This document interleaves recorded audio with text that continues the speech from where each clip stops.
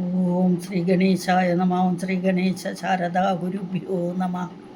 ഓം സദാശിവസമാരംഭാം ശങ്കരാചാര്യമധ്യമാം അസ്മദാചാര്യപര്യന്താം വന്ദേ ഗുരുപരമ്പരാം. ഓം പീതാംബരം കരവിരാജിതശങ്കചക്രകൗമോദകീസരസിജം കരുണാസമുദ്രം രാധാസഹായമതിസുന്ദരമന്ദഹാസം വാതാലേശമനിശം ഹൃദി ഭാവയാമി. ഓം നമോ ഭഗവതേ വാസുദേവായ. ഓം ശ്രീകൃഷ്ണായ പരബ്രഹ്മണേ നമഃ. ഓം ശ്രീ ഗുരുവായൂരപ്പ ശരണം. ഹരി ഓം. ശ്രീമന്നാരായണീയം പഠന പരമ്പരയിലേക്ക് എല്ലാവർക്കും സുസ്വാഗതം, സുദിനം നേരുന്നു. നമ്മൾ ഇന്ന് പഠിക്കാൻ പോകുന്നത് പുതിയ ദശകം 19 ദശകം 19 പ്രചേതസ്സുകളുടെ കഥ.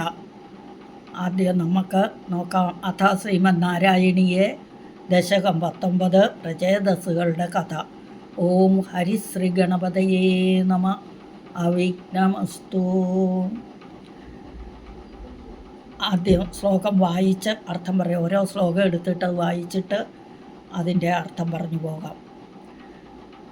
പൃഥോസ്തു നപ്താ പൃഥുധർമ്മ കർമ്മടഃ പ്രാചീന ബർഹിരിവദൗ ശതദ്രുതൗ പ്രചേതസോ നാമ സുചേതസസുതാൻ അജീജനത്വത് കരുണാങ്കുരാനിവാം.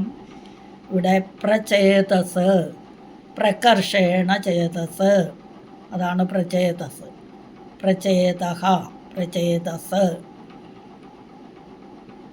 കർമ്മവാസനകളൊന്നുമില്ലാത്തവരാണ് പ്രചേതസ്സുകൾ.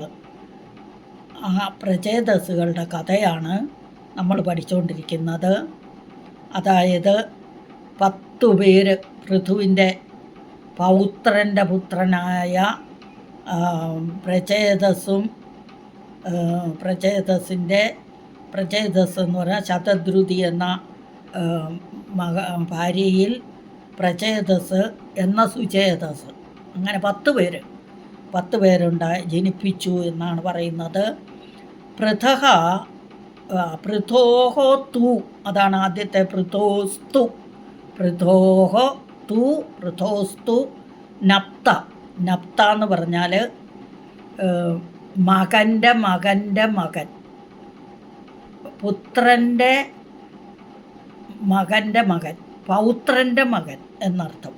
എന്ന് പറഞ്ഞാൽ പൗത്രൻ എന്ന് പറഞ്ഞാലോ പുത്രൻ്റെ പൗത്രൻ, ആ പൗത്രൻ്റെ മകൻ, അതായത് ഇംഗ്ലീഷിൽ പറഞ്ഞാൽ ഗ്രേറ്റ് ഗ്രാൻഡ് സൺ. അപ്പോൾ പൃഥു ചക്രവർത്തിയുടെ നപ്ത എന്ന് പറഞ്ഞാൽ പുത്രനായ ഒരു പുത്രൻ്റെ പേര് വിജിതാശ്വൻ. ആ വിജിതാശ്വൻ്റെ മകനായ ഹവിർധാനൻ, ആ ഹവിർധാനൻ്റെ മകനായ ബർഹിഷിതൻ. ആ ബർഹിഷിതൻ്റെ ഭാര്യയായിരുന്നു ഹവിർധാനൻ്റെ ഭാര്യയായ ധിഷണ എന്ന യുവതിയിൽ ഹവിർധാനനുണ്ടായ മകനാണ് ബർഹിഷിതൻ. ആ ബർഹിഷിതൻ്റെ കഥയാണ് നമ്മളിവിടെ പറയുന്ന ബർഹീസ് എന്ന് പറയും. ബർഹിഹി, ഇവിടെ ബർഹി എന്ന് പറഞ്ഞാൽ ദർഭ എന്നാണ് അർത്ഥം. പ്രാചീന ബർഹി. അപ്പോൾ പ്രാചീന ബർഹിസ് എങ്ങനെയുള്ളവനായിരുന്നു? പൃഥുധർമ്മ കർമ്മഠഃ. പൃഥു ചക്രവർത്തിയുടെ ധർമ്മങ്ങളെല്ലാം വേണ്ട പോലെ അനുഷ്ഠിച്ചിരുന്ന ആളായിരുന്നു. കർമ്മഠഃ എന്ന് പറഞ്ഞാൽ കർമ്മത്തിൽ മുഴുകിയിരുന്നവൻ. ആ കർമ്മം എന്തായിരുന്നു? ഗൃഹസ്ഥാശ്രമ കർമ്മത്തിലായിരുന്നു കൂടുതൽ അദ്ദേഹത്തിന് കൂടുതൽ ഇഷ്ടം. അപ്പം ബന്ധങ്ങളിലൊക്കെ പെട്ട ഇതായിരുന്നു. കർമ്മത്തിൽ മുഴുകിയിരിക്കുന്ന ആത്മജ്ഞാനം നേടാൻ വേണ്ടി, അതാണല്ലോ നമ്മുടെ ലക്ഷ്യം. അപ്പോൾ അദ്ദേഹത്തിന് മോക്ഷം അല്ലെങ്കിൽ ആത്മജ്ഞാനം നേടാൻ വേണ്ടി വേദങ്ങളിൽ പറഞ്ഞിരിക്കുന്ന പ്രവൃത്തിധർമ്മം, നിവൃത്തിധർമ്മം, ഭക്തിധർമ്മം എന്നൊക്കെ പറഞ്ഞ് കുറേ ധർമ്മങ്ങളുണ്ട്. അതിൽ പ്രത്യേകിച്ചും പ്രധാനമായിട്ട് 2 ധർമ്മങ്ങളാണ്, പ്രവൃത്തിധർമ്മവും നിവൃത്തിധർമ്മവും. ഈ പ്രചേതസ് പ്രവർത്തിധർമ്മത്തിൽ പെട്ടവനായിരുന്നു. പ്രവർത്തിധർമ്മം എന്ന് പറഞ്ഞാൽ 4 പുരുഷാർത്ഥങ്ങളും അനുഭവിച്ച്, അതായത് 4 ആശ്രമങ്ങളും കടന്നുകൊണ്ട് നേടുന്ന മോക്ഷത്തെയാണ് പ്രവർത്തിധർമ്മം എന്ന് പറയുന്നത്. മറ്റത് നിവൃത്തിധർമ്മം, അതായത് നൈഷ്ഠിക ബ്രഹ്മചര്യത്തിൽ കൂടി സഞ്ചരിച്ച് വൈരാഗികളായി തീരുക, സനകാദികളെ പോലെ. അപ്പോൾ ഈ പൃഥു ചക്രവർത്തിയുടെ കർമ്മത്തിൽ മുഴുകിയിരിക്കുന്ന, അല്ലെങ്കിൽ കർമ്മനിഷ്ഠയുള്ള ആത്മജ്ഞാനം നേടാൻ വേണ്ടി ഉള്ള ആളായിരുന്നു അദ്ദേഹം. പ്രാചീന ബർഹിസ് എന്ന പേര്. പ്രാച്ച് എന്ന് പറഞ്ഞാൽ പ്രാക്ക് എന്ന് പറഞ്ഞാൽ ദിക്ക്, പ്രാചീനം എന്ന് പറഞ്ഞാൽ കിഴക്ക്. പ്രാചീന ബർഹിസ് എന്ന് പറഞ്ഞാൽ ദർഭ.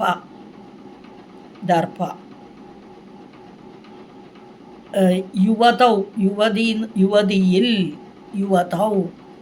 പ്രാചീന ബർഹി യുവതൗ ആണ്. പ്രാചീന ബർഹി യുവതൗ എന്ന് പറഞ്ഞാൽ ര്യു വരും അവിടെ. പ്രാചീന ബർഹി യുവതൗ ശതദ്രുതി എന്ന യുവതിയിൽ പ്രാചീന ബർഹിസിന് പ്രചേതസോ നാമ, പ്രചേതസ് എന്ന് പേരുള്ള സുചേതസ് എന്ന പുത്രന്മാർ അജീജനത് ജനിപ്പിച്ചു. ത്വത്കരുണാങ്കുരാനിവ, ഭഗവാന്റെ കരുണ മുളച്ചവരായിരുന്നവർ, ഭഗവാനോട് ഭക്തിയുള്ളവരായിരുന്നു ആ 10 പുത്രന്മാർ. 10 പേരുണ്ടായിരുന്നു. അതാണ് സുതാൻ എന്ന് പറഞ്ഞത്, ബഹുവചനം. അപ്പോൾ പ്രാചീനം കിഴക്ക് ബർഹി ദർഭ, കിഴക്കോട്ട് ദർഭ വിരിച്ചിരുന്ന് യാഗയജ്ഞങ്ങളൊക്കെ ചെയ്തിരുന്നു. ധാരാളം യജ്ഞങ്ങളും ചെയ്തിരുന്നു അദ്ദേഹം. അതുകൊണ്ടാണ് അദ്ദേഹത്തിന് പ്രാചീന ബർഹിസ് എന്ന പേര് വന്നു. ആ പ്രാചീന ബർഹിസ് ഇപ്പോൾ ഇവിടെ നപ്ത എന്ന് പറയുന്നത് നദ്രു, നമ്മൾ മാതൃ പിതൃ എന്നെങ്ങനെയാണ് പറയുക? മാതൃ മാതാവിൻ്റെ, പിതൃ പിതാവിൻ്റെ. അതുപോലെ നദ്രു എന്ന ക്രിയയിൽ നിന്നാണ് ഇവിടെ നപ്ത എന്ന വാക്ക് ഉണ്ടായത്. നപ്ത ചെറുമകൻ, ഗ്രേറ്റ് ഗ്രാൻഡ് സൺ എന്നൊക്കെ പറയുന്നത്. അപ്പോൾ ഇവിടെ പൃഥു ചക്രവർത്തിയുടെ വർദ്ധിച്ച കർമ്മങ്ങളെയും ധർമ്മങ്ങളെയും അനുഷ്ഠിക്കുന്ന പ്രാചീന ബർഹിസ് എന്ന പ്രാചീന ബർഹിസിന് എന്ന പേരോടുകൂടിയവനിൽ ശതദ്രുതി എന്ന യുവതിയിൽ പ്രചേതസ് എന്നു പേരുള്ള പുത്രന്മാരെ ജനിപ്പിച്ചു. അത് ത്വത്കരുണാങ്കുരാനിവ, അങ്ങയുടെ കരുണ കൊണ്ട്. അതിവിടെ അർത്ഥം പറയുന്നത് പൃഥോസ്തു നപ്ത പൃഥുധർമ്മകർമ്മടഹ പ്രാചീന ബർഹീരിവതൗ ശതദ്രുതൗ പ്രചേതസോ നാമ സുചേതസുതാന അജീജനത്വൽകരുണാങ്കുരാനിവ. പൃഥുചക്രവർത്തിയുടെ ചെറുമകൻ്റെ മകനായി ജനിച്ച് പ്രാചീന ബർഹിസ് പൃഥുചക്രവർത്തിയുടെ ധർമ്മം പോലെയുള്ള ധർമ്മത്തോടു കൂടിയവനും കർമ്മകാണ്ഡത്തിൽ അതിസമർത്ഥനുമായിരുന്നു. കർമ്മങ്ങൾ ചെയ്യുന്നതിൽ മുഴുകിയിരിക്കുന്നവനുമായിരുന്നു. അദ്ദേഹം തൻ്റെ ഭാര്യയായ ശതദ്രുതിയിൽ പ്രചേതസ്സുകൾ എന്ന പേരോടുകൂടിയ നല്ല മനസ്സുള്ളവർ, ശോഭന ചിത്തന്മാരും ഭഗവത് കരുണ ഉള്ളവരുമായി 10 പുത്രന്മാരെ ജനിപ്പിച്ചു. ത്വൽകരുണാങ്കുരം, അങ്കുരം എന്ന് പറഞ്ഞാൽ മുള, ഭഗവാന്റെ കാരുണ്യമുള്ളവരായിരുന്നു അവർ. അങ്ങനെയുള്ള 10 പുത്രന്മാരെ ജനിപ്പിച്ചു. പൃഥോസ്തു നപ്ത പൃഥുധർമ്മകർമ്മടഹ പ്രാചീന ബർഹീരിവതൗ ശതദ്രുതൗ പ്രചേതസോ നാമ സുചേതസുതാൻ അജീജനത്വൽ കരുണാങ്കുരാനിവ. ഭാഗവതത്തിൽ 4-ാം സ്കന്ധത്തിൽ 23-ാമത്തെ അധ്യായം മുതൽ ഉണ്ട് ഈ പ്രചേതസ്സുകളുടെ കഥ. നമുക്ക് നോക്കാം. 2-ാമത്തെ ശ്ലോകം വായിച്ചു പോകാം. പിതുഃശുശ്രൂഷാനിരതസ്യ ശാസനാത് ഭവത്തപസ്യാഭിരതാ ദശാഭിതേ പയോനിധിം പശ്ചിമമേത്യതത്തടേ സരോവരം സന്തദൃശുർമനോഹരം. ഇവിടെ പിതുഹു പിതാവിൻ്റെ, അതായത് ഷഷ്ടിയാണ്, പിതുഹു ശുശ്രൂഷാനിരതസ്യ സൃഷ്ടി നടത്തുന്നതിൽ തൽപരനായിരുന്ന ആ പിതാവിനെ പോലെ പിതാവ് പറഞ്ഞു എന്ത് മക്കളോട്, എന്നെപ്പോലെ തന്നെ നിങ്ങൾ സൃഷ്ടി ചെയ്യൂ എന്നല്ലയോ മക്കളെ, നിങ്ങൾ ഞാൻ ചെയ്യുന്ന പോലെ നിങ്ങളും സൃഷ്ടിയെ ചെയ്യൂ. അതാണ് ശുശ്രൂഷാനിരതസ്യ. സൃഷ്ടും ഇച്ഛയാണ് ശുശ്രൂഷ.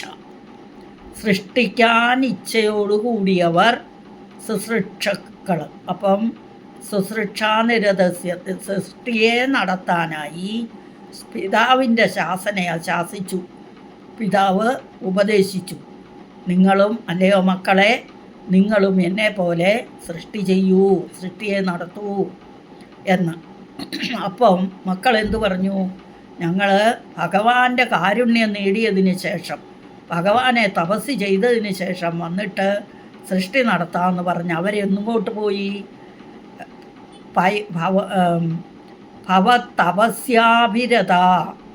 ഭവത് അങ്ങയുടെ, ആരുടെ?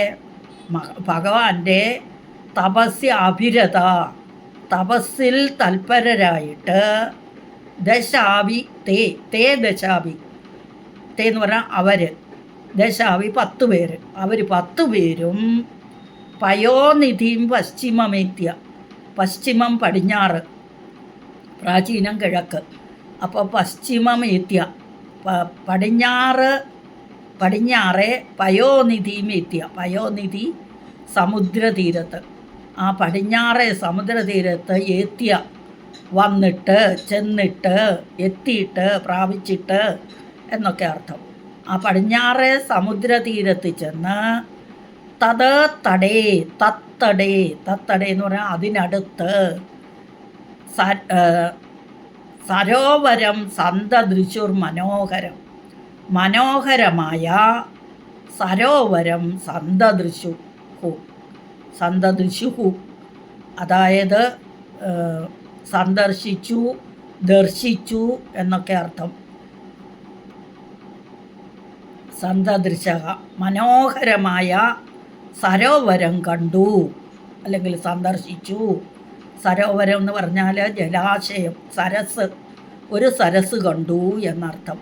പിതുശുശ്രൂഷാനിരതസ്യ ശാസനാത് ഭവതപസ്യാഭിരതാ ദശാഭിതേ പയോനിധിം പശ്ചിമമേത്യതത്തടേ സരോവരം സന്തദിശുർമനോഹരം. അനന്തരം പ്രജാസൃഷ്ടിയിൽ തൽപരനായിരിക്കുന്ന പ്രാചീന ബർഹിസ് 10 പുത്രന്മാരോടും, അല്ലയോ പുത്രന്മാരെ, നിങ്ങൾ പ്രജകളെ സൃഷ്ടിച്ചാലും എന്ന് പറഞ്ഞു. പിതൃനിയോഗിതരായി മക്കൾ ഭവതുപാസനത്തിൽ ആസക്ത ചിത്തരായി. അവർക്ക് അപ്പോൾ ഭഗവാനെ ഭജിച്ചിട്ട് വരാമെന്ന് പറഞ്ഞ് അവർ പശ്ചിമ സമുദ്രത്തെ പ്രവേശിച്ചു. ഇതൊക്കെ നമ്മുടെ ഗുരുവായൂർ തന്നെ ഉള്ള ഇതാണ്. അതായത് ചാവക്കാട് അവിടെ ഒരു ഇതുണ്ടല്ലോ, ആ സമുദ്ര തീരത്ത് അവിടെ ആയിരിക്കാം. അപ്പോൾ അവിടെ അവർ ചെന്നിട്ട് ഭഗവാനിൽ ഭഗവതുപാസനത്തിൽ ആസക്ത ചിത്തരായി ഭക്തിയോടുകൂടി പശ്ചിമ സമുദ്രത്തെ പ്രവേശിച്ചു. അപ്പോൾ അതിൻ്റെ തീരത്തിൽ, തടത്തിൽ അതിമോഹനമായിരിക്കുന്ന തടാകം കണ്ടു, അതിമനോഹരമായ ഒരു തടാകത്തെ കണ്ടു. പിതുശുശ്രൂഷാനിരതസ്യ ശാസനാത് ഭവതപസ്യാഭിരതാ ദശാഭിതേ ഭവത് തപസ്യ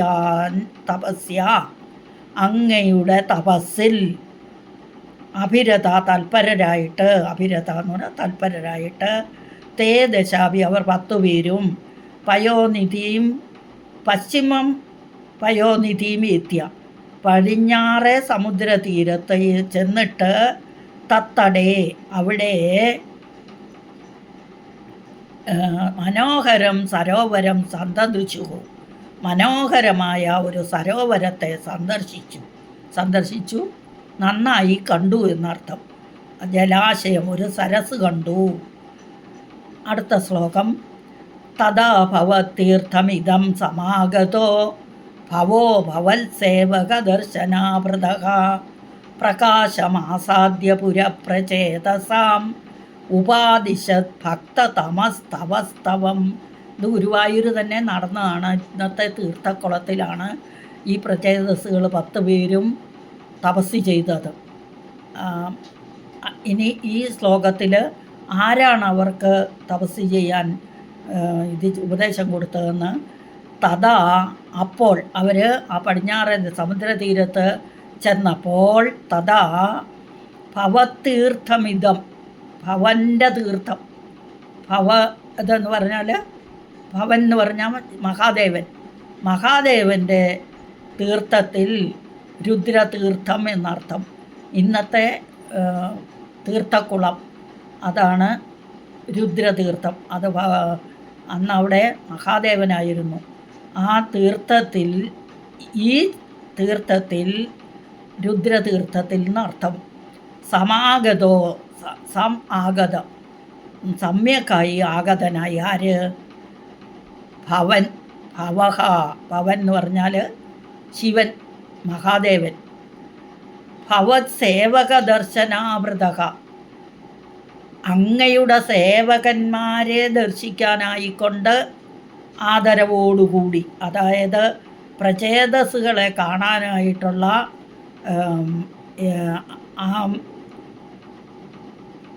കാണാനായിക്കൊണ്ട് മഹാദേവൻ അവിടെ ആഗതനായി. എന്നിട്ടോ പ്രചേതസാം പുരഃ പ്രകാശമാസാദ്യ, പ്രകാശമാസാദ്യ പുരപ്രചേതസാം. പ്രകാശം എന്ന് പറഞ്ഞാൽ പ്രകാശം തന്നെ, ആസാദ്യ പ്രാപിച്ചിട്ട് എന്ന് പറഞ്ഞാൽ അവിടെ പ്രത്യക്ഷനായി. എവിടെ? പ്രചേതസാം പുരഃ, പ്രചേതസ്സുകളുടെ മുൻപിൽ. പുരഃ എന്ന് പറഞ്ഞാൽ മുൻപിൽ, പ്രചേതസ്സുകളുടെ മുൻപിൽ പ്രകാശമാസാദ്യ പ്രത്യക്ഷീഭവിച്ചു, പ്രത്യക്ഷപ്പെട്ടു. എന്നിട്ടോ ഉപാദിശത് ഭക്തതമസ്തവസ്തവം, ഉപാദിശത് ഉപദേശിച്ചു. എന്താണ് ഉപദേശിച്ചത്? രുദ്രനാണ് ഉപദേശിച്ചത്, മഹാദേവൻ. ഭക്തതമഹ, ഭക്തതമനായ, വൈഷ്ണവരിൽ വെച്ച് ഏറ്റവും ഉത്തമ ഭക്തനാണ് മഹാദേവൻ, ശിവൻ. അപ്പോൾ അവിടെ അത് മഹാദേവൻ്റെ സ്ഥലമായിരുന്നു. ആ മഹാദേവൻ അവിടുന്ന് വൈഷ്ണവ ഇത് വന്നപ്പോൾ വിഷ്ണുവിന് വേണ്ടി മാറിക്കൊടുത്താണ് ഇപ്പം മമ്മിയൂരിരിക്കുന്ന മഹാദേവൻ. അപ്പോൾ ആ മഹാദേവൻ തന്നെയാണ് ഈ രുദ്രഗീതം പറഞ്ഞു കൊടുത്ത് അവരെ കൊണ്ട്, അതിനെ രുദ്രഗീതം എന്നാണ് പറയുന്നത്, അത് പറഞ്ഞു കൊടുത്ത് പ്രചേതസ്സുകളെ കൊണ്ട് സ്തുതിപ്പിച്ചു, ഭഗവാനെ സ്തുതിച്ചു. ഭക്തതമനായ തവസ്തവം, അങ്ങയെ സ്തുതിച്ചു. രുദ്രനാൽ പറഞ്ഞു കൊടുത്തു, ഉപദേശിച്ചു കൊടുത്തത് കൊണ്ടാണ് രുദ്രഗീതം എന്നിതിന് പേര് വന്നത്. ഭാഗവതത്തിൽ 4-ാമത്തെ സ്കന്ധത്തിൽ 24-ാമത്തെ അധ്യായത്തിൽ 33 മുതൽ 79 വരെയുള്ള ശ്ലോകങ്ങൾ ഞാൻ വാട്സപ്പിൽ കുറച്ച് ശ്ലോകം ഒന്ന് ചൊല്ലിക്കൊടുത്തിട്ടുണ്ട്.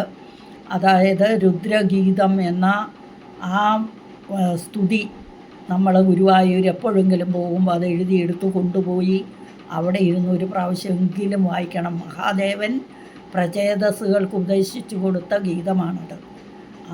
33 മുതൽ 79 വരെ, അതായത് 33 മുതൽ മുഴുവനും അധ്യായം അത് രുദ്രഗീതം എന്നറിയപ്പെടുന്നു. ഭഗവാനെ സ്തുതിക്കുന്ന സ്തുതി, നല്ല ഗംഭീരമായിട്ടുള്ള സ്തുതിയാണ്. അപ്പോൾ അത് ഭഗവാനെ സ്തുതിച്ചു. തവസ്തവം, തവസ്തോത്രം, അങ്ങയെ സ്തുതിച്ചു എന്നർത്ഥം.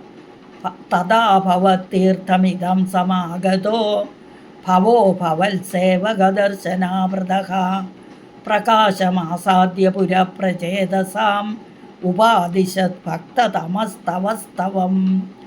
ആദരവോടുകൂടി ആ മഹാദേവൻ പ്രത്യക്ഷമായി ഉപദേശിച്ചു കൊടുത്ത രുദ്രഗീതം പ്രചേതസ്സുകൾ ആ വെള്ളത്തിൽ നിന്നുകൊണ്ട് കുറേ വർഷങ്ങൾ, പിന്നെ പറയുന്നുണ്ട് ഭാഗവതത്തിൽ വിശദീകരിച്ച് പറയുന്നുണ്ട്. എത്ര വർഷം എപ്പോഴെങ്കിലും സമയം കിട്ടുമ്പോൾ നമുക്ക് പഠിക്കാം. അത് രുദ്രഗീതം മാത്രം ഒന്നെടുത്ത് അർത്ഥം പറഞ്ഞ് നമുക്കൊരിക്കൽ പഠിക്കാം. അപ്പോൾ പ്രചേതസ്സുകൾ രുദ്രൻ്റേതായ ആ തീർത്ഥത്തെ തന്നെ പ്രാപിച്ചു. അങ്ങയുടെ ഭക്തരുടെ ദർശനം സ്വഭക്തരുടെ ദർശനം തന്നെ ആകയാൽ ആ ദർശനത്തിൽ അത്യാദരവോടുകൂടി ശ്രീരുദ്രൻ അവർക്ക് പ്രത്യക്ഷീഭവിച്ചിട്ട് അങ്ങയുടെ സ്തോത്രം ഉപദേശിച്ചു എന്ന് 3-ാമത്തെ ശ്ലോകം. അപ്പം നമുക്ക് ആദ്യം മുതൽ ഒന്നും കൂടി ശ്ലോകം നോക്കി അർത്ഥം ഒന്നും കൂടി വേഗം വിശദീകരിക്കാം. അത ശ്രീമന്നാരായണീയ ദശകം 19 പ്രചേതസ്സുകളുടെ കഥ. പൃഥോസ്തു നപ്ത പൃഥുധർമ്മകർമ്മഠ പ്രാചീന ബർഹിരിവദൗ ശതദ്രുതൗ പ്രചേതസോ നാമ സുചേതസത്സുതാൻ അജീജനത്വൽക്കരുണാങ്കുരാനിവാം. പൃഥുചക്രവർത്തിയുടെ ചെറുമകൻ്റെ മകനായി ജനിച്ച് പ്രാചീന ബർഹിസ് പൃഥുചക്രവർത്തിയുടെ ധർമ്മം പോലെയുള്ള ധർമ്മത്തോടു കൂടിയവനും കർമ്മകാണ്ഡത്തിൽ അതിസമർത്ഥനുമായിരുന്നു. അദ്ദേഹം തൻ്റെ ഭാര്യയായ ശതദ്രുതിയിൽ പ്രചേതസ്സുകൾ എന്ന പേരോടുകൂടിയ നല്ല ചിത്തരും ശോഭചിത്തരും അല്ലെങ്കിൽ ശോഭന ചിത്തരും ഭഗവൽ കരുണാങ്കുരങ്ങളുമായ സുതന്മാരെ ജനിപ്പിച്ചു. ആ പൃഥ്വിചക്രവർത്തിയുടെ മക്കളുടെ പേര് മകൻ വിജിതാശ്വൻ, മകൻ്റെ മകൻ ഹവിർധാനൻ, ഹവിർധാനൻ്റെ മകൻ ബർഹിഷദൻ. ഇതായിരുന്നു. ഒന്ന് പറഞ്ഞു പോയി എന്നേ ഉള്ളൂ. അടുത്തത് പിതുശുശ്രൂഷാനിരതസ്യ ശാസനാത് ഭവത്തപസ്യാഭിരതാദശാഭിതേ പയോനിധിം പശ്ചിമമിത്യ തത്തടേ സരോവരം സന്തദൃശുർമനോഹരം. ഇനി പ്രചേതസ്സുകളെന്ന് പേര് വന്നത് എന്തുകൊണ്ടാണ്? അല്ല, പ്രചേതസ്സല്ല, പ്രാചീന ബർഹിസ് എന്ന് ഞാൻ പറഞ്ഞില്ലേ. കിഴക്കോട്ട് ദർഭ വിരിച്ചിരുന്ന യാഗയജ്ഞങ്ങൾ ചെയ്തതുകൊണ്ട്, പ്രാചീനം കിഴക്കാണ്, ബർഹി ദർഭയാണ്. അതുകൊണ്ടാണ് പ്രാചീന ബർഹിസ് എന്ന അദ്ദേഹത്തിന് പേര് വന്നത്. അദ്ദേഹത്തിൻ്റെ മകൻ വിജിതാശ്വൻ, വിജിതാശ്വൻ്റെ മകൻ ഹവിർധാനൻ, ഹവിർധാനൻ്റെ മകനാണ് ബർഹിഷദൻ. അദ്ദേഹമാണ് ഈ പ്രചേതസ്. 2-ാമത്തെ ശ്ലോകം. പിതുശുശ്രൂഷാനിരതസ്യ ശാസനാത് ഭവത്തപസ്യാഭിരതാ ദശാഭിതേ പയോനിധിം പശ്ചിമമേത്യ തത്തടേ സരോവരം സന്തദൃശുർമനോഹരം. അനന്തരം പ്രജാസൃഷ്ടിയിൽ തൽപരനായിരിക്കുന്ന പ്രാചീന ബർഹിസ് 10 പുത്രന്മാരോടും, അല്ലയോ പുത്രന്മാരെ, നിങ്ങൾ പ്രജകളെ സൃഷ്ടിച്ചാൽ എന്നെപ്പോലെ തന്നെ നിങ്ങളും സൃഷ്ടി നടത്തൂ എന്ന് പറഞ്ഞു. അപ്പം പിതാവ് പറഞ്ഞാൽ കേൾക്കണമല്ലോ. അപ്പോൾ അതിനു വേണ്ടി മക്കൾ പറഞ്ഞു, അച്ഛാ ഞങ്ങൾ ഭഗവാനെ ഭജിച്ചിട്ട് വന്നിട്ട് സൃഷ്ടി ചെയ്യാം എന്ന് പറഞ്ഞ് അവരെന്ത് ചെയ്തു? പിതൃനിയോഗിതരായി മക്കൾ ഭവത് ഉപാസനത്തിൽ, ഭഗവാന്റെ ഉപാസനയിൽ ആസക്ത ചിത്തരായി പടിഞ്ഞാറേ സമുദ്രത്തിൽ പ്രവേശിച്ചു. അപ്പോൾ അതിൻ്റെ തീരത്തിൽ അതിമനോഹരമായിരിക്കുന്ന തടാകം കണ്ടു. തഥാ ഭവതീർത്ഥമിതം സമാഗതോ ഭവോ ഭവൽ സേവക ദർശനാമൃതഃ. ഇവിടെ ശിവനാണ്, വൈഷ്ണവരിൽ ഉത്തമ ഭക്തൻ ശിവനാണെന്ന് കാണിക്കുന്ന ഒരു ഇതുണ്ട്. നമ്മൾ പത്മനാഭസ്വാമി ക്ഷേത്രത്തിൽ തൊഴാൻ പോകുമ്പം മഹാവിഷ്ണു വലത് കൈ ശിവലിംഗത്തിലേക്ക് കൂവളത്തലയോടുകൂടി, കൂവളത്തല അർച്ചിക്കുന്നതായിട്ട് വലത് കൈ ശിവലിംഗത്തിൻ്റെ മുകളിൽ വെച്ച് ആണ് കിടക്കുന്നത്. അത് തന്നെ ശിവനെ മഹാവിഷ്ണു ഭജിക്കുന്നു എന്നുള്ളത്, വിഷ്ണുവിൻ്റെ ഭക്തനാണ് ശിവനെന്ന് മനസ്സിലാവും. ഇനി ശിവനെ ആണേലോ നമ്മൾ ഇതില്ലേ രാമരാമേതി അല്ല രമേ രാമേ മനോരമേ എന്ന് പറയുന്ന അതാണ് ശിവൻ ജപിക്കുന്ന മന്ത്രം വിഷ്ണുവിന് വേണ്ടി. അപ്പം അങ്ങനെ അവർ അന്യോന്യം രണ്ടും ഒന്നാണ്, രണ്ടല്ല എന്നാണ് ഇവിടെ അത് കാണിക്കുന്നത്. അപ്പം ശിവനാണ് ഭഗവാന്റെ ഏറ്റവും വലിയ ഭക്തൻ എന്ന് ഇവിടെ പറയുന്നു. പിന്നെ ശുശ്രൂഷ എന്ന് പറഞ്ഞാൽ സൃഷ്ടിക്കാനുള്ള ഇച്ഛ, സൃഷ്ടം ഇച്ഛയാണ് ശുശ്രൂഷ. അപ്പം അങ്ങനെ ആ ഇച്ഛയോടുകൂടി അവർ പടിഞ്ഞാറ് ഇതിൽ പോയി ഭവോ ഭവൽ സേവക ദർശനാഭൃതക പ്രകാശമാസാദ്യപുരപ്രചേതസാം. അനന്തരം പ്രജാസൃഷ്ടി തൽപരനായിരിക്കുന്ന പ്രാചീന ബർഗീസ് 10 മക്കളോടും സൃഷ്ടി നടത്താൻ പറഞ്ഞു. അങ്ങനെ അവർ പടിഞ്ഞാറെ സമുദ്രതീരത്ത് പോയി അവിടെ ഒരു തടാകം കണ്ടു. അപ്പോൾ പ്രചേതസ്സുകൾ ശ്രീരുദ്രൻ്റേതായ തീർത്ഥത്തെ തന്നെ ആ തീർത്ഥത്തിൽ തന്നെ ചെന്നു ചേർന്നു. അവിടെ ഭക്തരുടെ ദർശനം തൻ്റെ ഭക്തരുടെ ദർശനം തന്നെ ആകയാൽ ആ ദർശനത്തിൽ ആദരവോടുകൂടി ശ്രീരുദ്രൻ പ്രത്യക്ഷപ്പെട്ടു. എന്നിട്ട് ഈ പ്രചേതസ്സുകൾക്ക് അങ്ങയുടെ സ്തോത്രത്തെ ഉപദേശിച്ചു എന്ന് അർത്ഥം. അത് രുദ്രഗീതം.